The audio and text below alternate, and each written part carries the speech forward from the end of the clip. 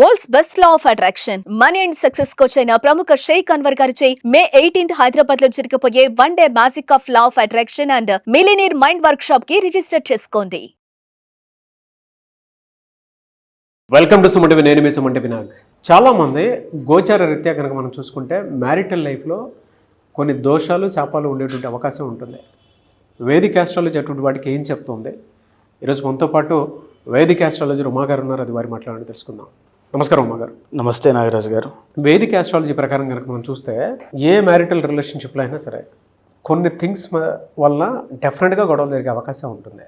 So జనరల్గా మనం చూసుకుంటే గోచార రీత్యా ఏ రాశి వారికి ఏ విధంగా ఉండే అవకాశం ఉంటుంది, అండ్ ఆ శాపాలు అండ్ ఆ దోషాలు ఏ విధంగా ఉండే అవకాశం ఎక్కువగా ఉంటుందండి అసలు? తప్పకుండా అండి. ఏదైతే మనం మాట్లాడుకునేటువంటి వైవాహిక జీవిత సమస్యల్లో కనుక ఎందుకు అకారణంగా తగాదాలు కానీ గొడవలు కానీ విభేదాలు, అంటే మ్యారీడ్ లైఫ్ మీద చాలామందికి చాలా రకాలుగా హోప్స్ ఉంటాయండి. నా భర్త ఎలా ఉండాలి, నా భార్య ఎలా ఉండాలి, నేను పెళ్ళైన తర్వాత ఇలా బ్రతకాలని చాలా ఆశలు ఉంటాయి. కానీ అనుకోని విధంగా ఎన్నో రకాల ప్రభావాల వల్ల ఎందుకు ఇబ్బంది పడతారు, ఎందుకు విడిపోతారు, ఎందుకు చనిపోవడం జరుగుతుంది, ఇవన్నీ తెలుసుకోవాలి అనుకుంటే ప్రతి మనిషికి తనకి తెలియనటువంటి చేసినటువంటి కర్మల వల్ల వచ్చినటువంటి శాపాలు కొన్ని ఉంటాయండి. ఆ శాపాల మూలకంగానే ఈ యొక్క మ్యారీడ్ లైఫ్లో ఇబ్బందులు వస్తూ ఉంటాయి. ముఖ్యంగా మనం చూస్తే మొదటిది విత్త శాపము అని చెప్పబడింది. విత్త శాపము అని అంటే విత్త అంటే ధనము, ధన మూలకంగా వచ్చేటువంటి మ్యారీడ్ లైఫ్లో ఇబ్బందులు ఇప్పుడు నేటి సమాజంలో అవే ఎక్కువగా కనబడుతున్నాయి.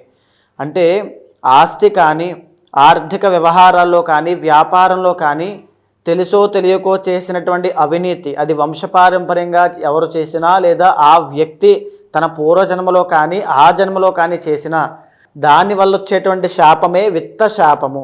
దీని మూలకంగా ఏం జరుగుతుంది అంటే సంపద ఎంత సంపాదించినా నిలబడదు. వీళ్ళు సంపాదించినటువంటి సంపద అంతా కూడా ఎవరో అనుభవిస్తూ ఉంటారు. అప్పుల పాలైపోవటం మీరు బాగా గమనిస్తే ఇద్దరికి పెళ్ళైన తర్వాత ఇద్దరు వ్యక్తులు కలిసిన తర్వాత తీవ్రమైన అప్పుల్లోకి వెళ్ళిపోవడం, ఆస్తి నష్టం కలగడం, ఇవన్నీ జరుగుతూ ఉంటాయి. ఇది సడన్గా ఎందుకు జరిగింది, ఆ భార్యనో భర్తనో దూషించి నీ వల్లే ఇలా జరిగింది అని చెప్పి మనం వింటూ ఉంటాం ఇలాంటి మాటలన్నీ. దీనికి కారణము విత్త శాపం నాగరాజు గారు. ఈ విత్త శాపం ఉండడం మూలానే, అది కలగడం మూలానే వైవాహిక జీవితంలో ఇబ్బందులు వస్తాయి. సో దీని మూలకంగానే అప్పులు పాలైపోతుంటారు. తాకట్లు పెట్టేసి ఇళ్ళు అమ్మేసుకోవడము, ఆస్తి నష్టం అవ్వడము, వ్యాపార నష్టాలు రావడము, ఆరితేరినటువంటి బిజినెస్లో కూడా తీవ్రమైన ఇబ్బందులు పడడం లాంటివి దీని మూలకంగానే జరుగుతుంటాయి. దీని మూలకంగానే మ్యారీడ్ లైఫ్లో తీవ్రమైన ఇబ్బందులు వస్తూ ఉంటాయి.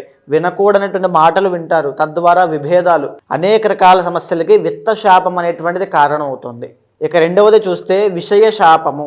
శుక్రబలం తగ్గడం మూలాన వచ్చేటువంటి శాపముగా దీన్ని గుర్తించవచ్చు.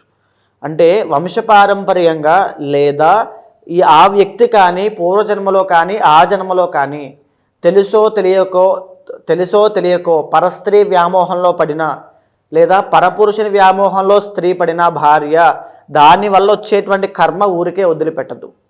అదే విషయ శాపంగా మారి భార్యాభర్తల మధ్యలో అనుమానాలకి, ప్రేమానురాగాలు తగ్గడానికి దారితీస్తుంటుంది.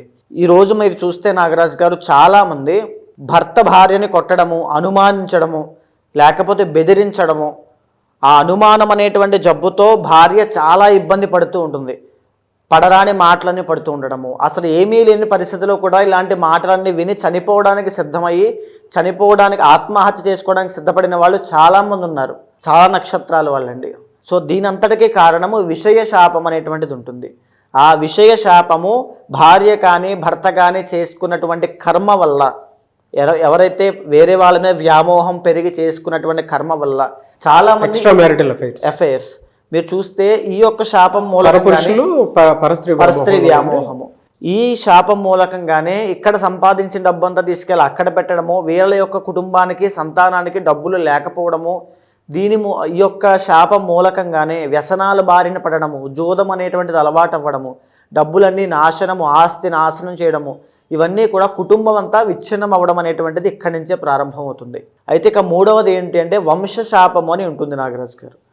వంశపారంపర్యంగా ఎవరైనా సరే పవిత్ర జీవరాశులుగా పిలువబడేటువంటి సర్పాలను చంపినా, హింసించినా, లేదా అవి కలిసినప్పుడు వాటిని విడగొట్టే ప్రయత్నం చేసినా ఈ వంశశాపం అనేటువంటిది వస్తుంది. దీనిని మనం జాతకంలో పంచమ స్థానంలో కేతువు, పంచమంలో రాహువుగా, పంచమంలో శని భగవానుడుగా, పంచమంలో శని రాహుల కాంబినేషన్గా గుర్తిస్తూ ఉంటాం, లేదా కాలసర్పదోషంగా.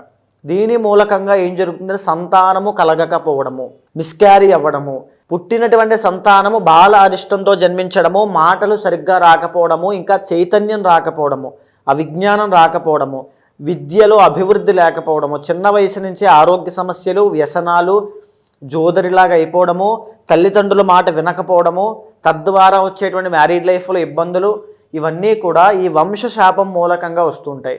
ఈ వంశశాపం అనేటువంటిది చాలా తీవ్రమైందండి. ఒక ఇంటి యొక్క శాంతిని మొత్తాన్ని భంగం చేసేస్తుంది. ప్రశాంతంగా ఎవరు ఉండలేరు.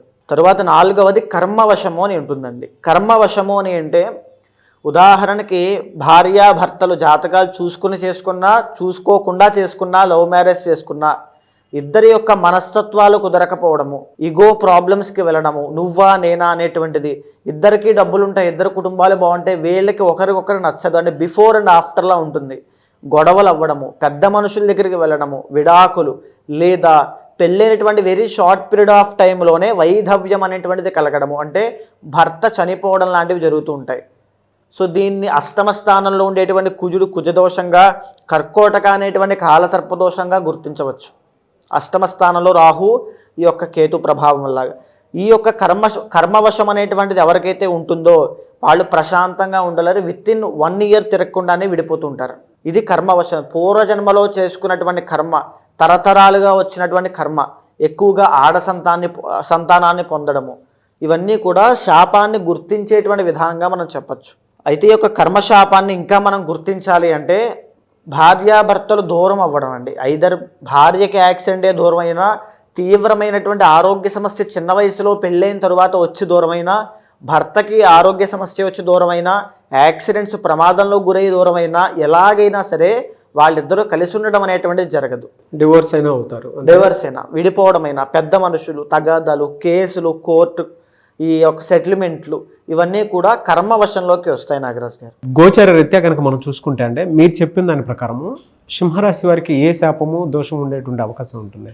తప్పకుండా అండి. సింహరాశి వాళ్ళకి the original 6th and 7th lord ఏదైతే శని భగవానుడు అవుతూ ఉంటారో, దీని మూలాన ఈ యొక్క కర్మవశం అనేటువంటి దాని మూలాన తీవ్రమైన గొడవలు అవ్వడము, అంటే పెళ్ళయిన తర్వాత భార్యాభర్తల మధ్యలో తగువులు, తగాదాలు రావడము, భర్త తీసుకునేటువంటి నిర్ణయాలు భార్య మీద వ్యతిరేక భావాలు పడడము, లేకపోతే వచ్చినటువంటి భార్య కానీ లేదా భర్త కానీ ఎక్కువగా భర్త వ్యసనాలు పాలవ్వడము, జూదము అలవాటు అవ్వడము, ఉన్నటువంటి డబ్బులంతా ఖర్చు పెట్టడము, భర్త అనేటువంటిది భార్యకు ఒక మైనస్ పాయింట్ అవ్వడము, ఈయన కనుక బాగుంటే నేను ఇంకా బాగా సంపాదించి ఫ్యామిలీని బాగా చూసుకుందాను కదా అనేటువంటి భావన కలగడము, ప్రతి వారితోనూ తగాదాలు రావడము, ఈ పెళ్ళైన తర్వాత కోర్టు సమస్యల్లో, తగాదాల్లో, వాటిలో ఇరుక్కునే అవకాశాలు ఎక్కువగా ఉండడము, అండ్ ఇంకా బాగా చెప్పాలంటే శత్రువులు చాలా ఎక్కువగా పెరగడము, ఫ్యామిలీస్కి దూరం అయిపోవడం అండి. ఎయిదర్ చాలామంది తెలుసో తెలియక లవ్ మ్యారేజ్ చేసుకున్న తర్వాత కూడా సుఖంగా ఉండకపోగా ఫ్యామిలీస్కి దూరం అవ్వడము, మనశ్శాంతి లేకపోవడము, అప్పుల పాలవ్వడము, కెరీర్లో కూడా గ్రోత్ లేకపోవడము. వాళ్ళు చేసుకున్న అసలు ఖచ్చితంగా అండి. Because 6th and 7th lord శని అవుతారు కాబట్టి పర్సనల్ చార్ట్ చూస్తే కనుక ఇంకా ఫాస్ట్గా మనం ఏదైతే ఆ కర్మవశం అనేటువంటిది ఉందా, విత్తశాపం మూలకంగానే ఆర్థిక సమస్యలు వస్తున్నాయని మనం మాట్లాడుకున్నాము, అది ఉందా అని చాలా డీప్గా చెప్పచ్చు. అండ్ ఇంకా చెప్పుకోవాలనుకుంటే ఈ యొక్క విశేషాపం అనేటువంటి దానివల్ల సింహరాశిలో జన్మించినటువంటి వాళ్ళు స్త్రీలు కొంచెం కోపం తగ్గించుకోవాలమ్మా. ఆ కోపం వల్లనే మీకు ఆ గొడవలు అనేటువంటి రేజ్ అవుతూ ఉంటాయి. ఈ కర్మవశం అనేటువంటిది కారణం అవ్వడం వల్ల మీకు ఆవేశం రావడం వల్ల ఏదైనా తప్పు చేసినా లేదా మోసం చేసినా మీరు ఊరుకోలేరు, సహించలేరు. దానికి వచ్చినటువంటి ఆవేశం మూలకంగా తగువులు అనేటువంటి అవ్వడము, తీవ్రంగా చిన్న గొడవ కూడా పెద్దదైపోతుంది. మీకు అసలు ఆ మ్యారీడ్ లైఫ్లో సుఖ సంతోషం అనేటువంటిది లేకపోవడము. అండ్ బాగా చెప్పాలంటే అత్తగారితో కానీ మామగారితో కానీ తగువులు ఉంటాయి. ఒక స్త్రీ జాతకంలో శుక్రుడు అంటే అత్తగారు నాగరాజు గారు, రవి అంటే మామగారు. ఎప్పుడైతే ఒక స్త్రీ జాతకంలో రవిగ్రహం బాగోదో మామగారి వల్ల వచ్చేటువంటి సమస్యలు తీవ్రం అవుతాయి, మామగారి వేధింపులు ఎక్కువ అవుతాయి. శుక్రబలం అనేటువంటిది లేకపోతే భర్త నుంచి సుఖం ఉండకపోగా అత్తగారి దగ్గర నుంచి టార్చర్ అనేది ఎక్కువ ఉంటుంది. ఈ రకంగా వాళ్ళ పర్సనల్ చార్ట్ చూసిన తర్వాత ఈ సింహరాశి స్త్రీలైనా పురుషులైనా ఎవరైనా సరే మ్యారీడ్ లైఫ్ నుంచి బయటికి రావడం కోసం ఈ యొక్క శాపాల నుంచి బయటికి రావాలి. నాగరాజు గారు, అది రావడం అంటే పర్సనల్ చార్ట్ ఖచ్చితంగా చూసి ఏదైతే సప్తమాధిపతి పంచమంలో ఉంటే కనుక ద్వికళత్ర యోగము, లగ్నంలో రవి శనుల సంచారం ఉంటే కనుక పెళ్ళైన వెరీ షార్ట్ పీరియడ్ ఆఫ్ టైంలోనే విడిపోవడము కర్మవశం మూలకంగా జరుగుతూ ఉంటుంది. దాన్ని పోగొట్టుకోవడం కోసం చేయాల్సినటువంటి పూజలు, ఆ శాంతి చేసుకున్న తర్వాత అమ్మవారికి సంబంధించిన మంత్రజపం ఒకటి ఉంటుంది. ఆ మంత్రజపం చేయడం మూలాన భార్యాభర్తల మధ్యలో ప్రేమానురాగాలు చిగురుస్తాయి. అది అమ్మవారు ఇచ్చేటువంటి ఫలితము. ఆ మంత్రజపం చేస్తే పోతుందా, లేకపోతే ఏదైనా పూజ చేస్తే పోతుందా, లేకపోతే కొన్ని జాతకాల్లో మనం ఎన్ని చేసినా కలవరు అనేటువంటి విషయం నిర్ధారించవచ్చండి. అలాంటి వాళ్ళకి చేసినా నిష్ప్రయోజనము, వేస్ట్ ఆఫ్ టైం, అంతే, వాళ్ళు కష్టపడము, వేస్ట్ ఆఫ్ ఎనర్జీ. అలాంటివి ఏవైనా ఉంటే నిజంగా అలాంటివి ఏమైనా ఉంటే పెళ్ళికి ముందే మనం పరిహారములు ఆచరించాలి. ఒకవేళ అలాంటిది కాకుండా పెళ్ళయిన తర్వాత ఆఖరి నిమిషంలో రావడం వల్ల నిష్ప్రయోజనం అవుతుంది. సో ఈ కర్మవశమైనా లేకపోతే విత్తశాపమైనా ఇవన్నీ కూడా ఇబ్బందికరమైనవండి మ్యారీడ్ లైఫ్లో. సో మీ సింహరాశి వాళ్ళు పురుషులైనా స్త్రీలైనా అలాంటి వాళ్ళు ఎవరైనా ఉంటే ఖచ్చితంగా మీ పర్సనల్ చార్ట్ చూసుకోండి అమ్మా. ఏదర్ అష్టమంలో ఉండేటువంటి కుజుడు కానీ 4వ స్థానంలో ఉండేటువంటి కుజదోషంలో కూడా 1, 2, 4, 7, 8, 12 అని కొన్ని ఉంటాయండి. ఆ 4వ స్థానంలో సంచరించేటువంటి కుజుడు యొక్క దోషం ఉండడం మూలాన పెళ్ళయిన తర్వాత భర్త, పిల్లలు, ఆ రకమైనటువంటి కుటుంబంలో సుఖ సంతోషాలు ఉండవు. ఎక్కడున్నా ఏదో ఒక ఇబ్బంది వస్తూనే ఉంటుంది. ఎంతోమంది స్త్రీలు బాధపడుతూ నాకెందుకు ఈ గతి పట్టిందండి అనేటువంటి బాధతో అడుగుతున్నారు. కాబట్టి మనం ఈ విషయం ఈరోజు మాట్లాడుకోవడం జరుగుతుందండి. సో అలాంటి వాళ్ళు ఉంటే పర్సనల్ చార్ట్ చూసుకోండి అమ్మా. ఖచ్చితంగా ఏదైనా డౌట్ ఉంటే మీరు అపాయింట్మెంట్ తీసుకోండి, తప్పకుండా మాట్లాడతాను. ఏదున్నా ఖచ్చితంగా చేయాల్సింది నా వల్ల అయితే ఖచ్చితంగా చేసి మీకు మంచి రిజల్ట్స్ వచ్చేలా చేస్తాను. రెమెడీస్ కోసం అండి? రెమెడీస్ కోసం అండి. ఓకే, జనరల్గా అంటే ఎలాంటి రెమెడీస్ చేస్తే బాగుంటుంది సార్ వీళ్ళకి? బేస్డ్ ఆన్ పర్సనల్ చార్ట్ చూస్తే కనుక కొంతమందికి లక్ష్మీ పూజ అనేటువంటిది నిత్యము ఆచరించాల్సి వస్తుంది. కొంతమందికి ఏమిటి అంటే ఈ యొక్క ద్వికళత్ర దోషం పోవడానికి పాశుపతాలతో శివుడికి మహాలింగార్చన చేయాల్సి వస్తుంది. కొంతమందికి పెళ్లి కాని వాళ్ళకి కుంభ వివాహం చేయాల్సి వస్తుంది. అలా వాళ్ళ యొక్క చార్ట్ బట్టి, కాంబినేషన్స్ బట్టి పరిహారములు ఉంటాయండి. ప్రతి ఒక్కరూ చేయాల్సింది మంత్రజపం అనేటువంటిది ఖచ్చితంగా చేయాలి అమ్మవారిది. అది కొంచెం గుప్తంగా ఉంటుంది కాబట్టి ఎవరిది వాళ్ళకే మంత్రం ఉంటుంది. అయితే గోచార రీత్యా చూసుకుంటే ఈ విధంగా ఉంది అని చెప్పారు కదా మీరు. పర్సనల్ చార్ట్ ప్రకారము వారి వ్యక్తిగత జీవితం ప్రకారం అంటే ఆ జాతకంలో ఏముందో తెలుసుకోవాలి అనుకుంటుంటారు చాలామంది ఉంటారు.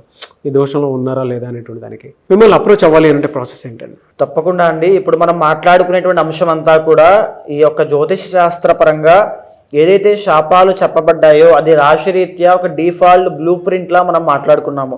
కానీ ఏదైతే మీ పర్సనల్ చార్ట్ ఉంటుందో యూనిక్గా మీకు మాత్రమే time of birth, place of birth, ఈ యొక్క డేట్ ఆఫ్ బర్త్ బట్టి ఉంచబడుతుందో దానిని చూసిన తర్వాత ఏదైతే శాపము మూలకంగా, ఏదైతే దోషం మూలకంగా మీకు సమస్యలు వస్తున్నాయో చూసి దానికి తగినటువంటి శాంతి పరిహారములు ఆచరింప చేసినట్లయితే తక్షణమే శీఘ్రంగా ఇమీడియట్ రిజల్ట్స్ అనేవి మీకు ఉంటాయి. అలాంటి వాళ్ళు ఎవరైనా ఉంటే ఖచ్చితంగా కింద కనిపించేటువంటి నెంబర్కి కాల్ చేస్తే తప్పకుండా మీ యొక్క పర్సనల్ చార్ట్ చూసిన తర్వాత మీకు మంచి సజెషన్స్ ఇస్తాను. Anyway sir, thank you so much Uma గారు. చూసారు కదండి వీడియో. ఈ వీడియోపై మీ అభిప్రాయాన్ని కమెంట్ బాక్స్లో పోస్ట్ చేయండి. ముఖ్యంగా మీరు కనుక మీ వ్యక్తిగత జాతకం ప్రకారం ఏ విధంగా ఉంది ఏంటి అని జాగ్రత్తలు పడి, ఈవెన్ వైఫ్ అండ్ హస్బెండ్ రిలేషన్షిప్లో ఉన్నా లేదు అని అంటే జనరల్గా కెరీర్ పాయింట్లో నుంచి చూసినప్పుడు మీ వ్యక్తిగత జాతకం ప్రకారం ఏ విధంగా ఉండే అవకాశం ఉంటుందని మీరు తెలుసుకోవాలనుకున్నా కూడా స్క్రీన్ మీద ఉమా గారి కాంటాక్ట్ నెంబర్ కనిపిస్తుంది. దాన్ని మీరు కాల్ ఆర్ మెసేజ్ వాట్సాప్ చేసి మీరు డెఫినెట్గా అపాయింట్మెంట్ బుక్ చేసుకోవచ్చు. అండ్ ఈ వీడియో లైక్ చేయండి, షేర్ మాత్రం తప్పకుండా చేయండి. ఇలాంటి మరిన్ని వీడియోస్ కోసం మా ఛానల్ ఫాలో అవ్వండి. Thank you.